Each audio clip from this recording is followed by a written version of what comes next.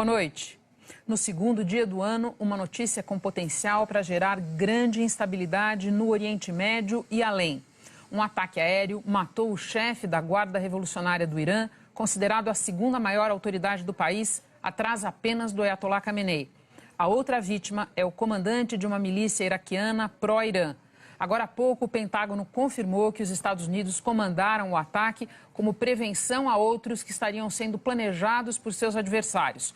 O presidente Donald Trump postou uma bandeira americana no Twitter. Você vai ver também. Fogo fora de controle na Austrália. Imagens dos estragos e o desespero da população.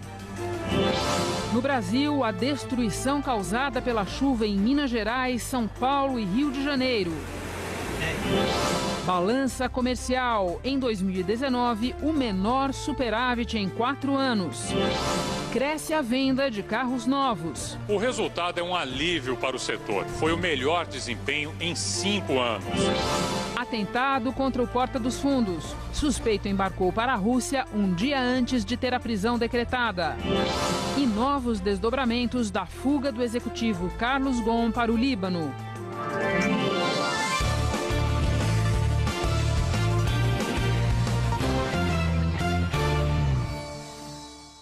Primeiro, a TV estatal iraquiana reportou, mais tarde o Pentágono confirmou e agora há pouco a própria TV estatal iraniana confirmou a morte de Qasem Soleimani, chefe da Guarda Revolucionária Iraniana, num ataque aéreo. Vamos explicar aqui, para começar a nossa conversa, quem é Soleimani, um dos homens mais poderosos do Irã, considerado um herói no país e, ao mesmo tempo, tratado por adversários como responsável, como a figura por trás de ataques em vários países do mundo. Segundo a TV iraquiana, o bombardeio foi no aeroporto de Bagdá e comandado pelos Estados Unidos. Pelo menos outras 7 pessoas morreram no ataque com foguetes, segundo as agências internacionais. A gente começa destacando uma outra vítima importante, o comandante Abu Mahdi al-Muhandis, chefe de uma milícia iraquiana pró-Irã, também morto nesse ataque. Nós vamos agora a Nova York conversar com Guga Chakra, que tem muito mais informações e vai nos passar agora. Guga, boa noite. Eu queria que você começasse explicando para nós quem são esses 2 personagens, principalmente o Soleimani, qual é o significado dessas mortes.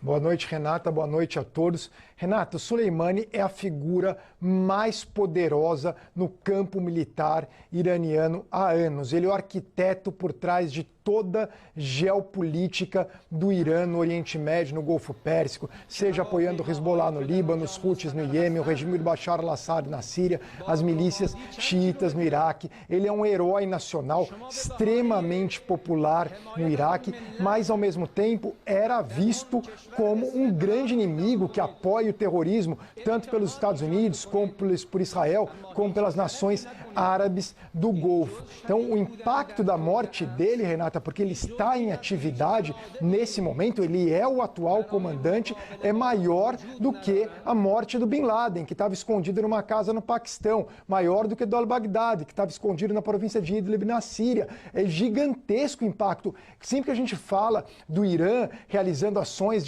para provocar instabilidade no Oriente Médio, ações violentas, sempre quem estava por trás de tudo, o grande arquiteto, o grande líder, era o Soleimani. Mais poderoso no campo militar do que o presidente Rouhani, bem mais, e também até mesmo do que o Ayatollah Khamenei. Era ele que dava a última palavra em questões de segurança do Irã. Guga, a gente falou há pouco da confirmação do Pentágono e agora a gente tem que também a Casa Branca postou no Twitter que eles foram mortos, que o ataque foi feito por ordem do presidente Donald Trump. E o Pentágono já saiu dizendo que foi uma espécie de ataque preventivo porque eles tinham informações de que outros ataques estariam sendo preparados contra alvos americanos, contra pessoal americano no Iraque. O que a gente sabe a esse respeito, Guga?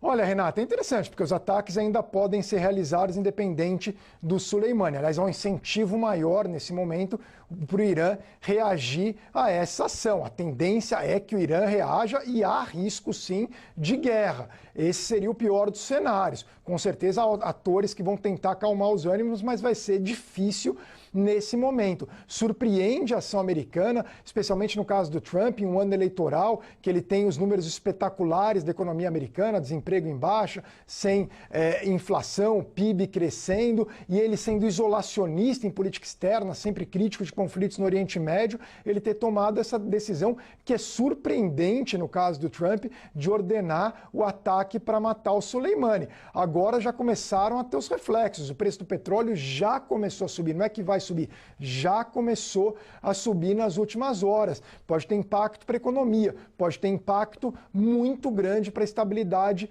do Oriente Médio, quer dizer, e pode também passar a dominar o debate da eleição americana, dependendo de qual for a repercussão, tirando o foco da economia, que seria bom para o Trump. Por isso a surpresa do presidente americano ter ordenado essa ação. Guga, posso te pedir que volte alguns capítulos atrás nessa história e nos mostre de que maneira esse ataque de hoje se inscreve numa escalada de tensões entre Estados Unidos e Irã nos últimos meses?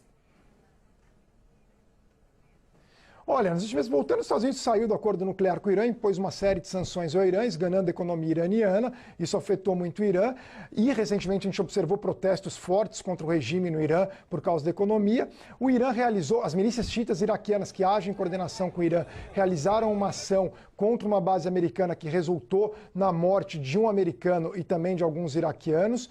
Posteriormente, os Estados Unidos responderam com fortes bombardeios a 3 alvos das milícias xiitas iraquianas no Iraque, 2 na Síria.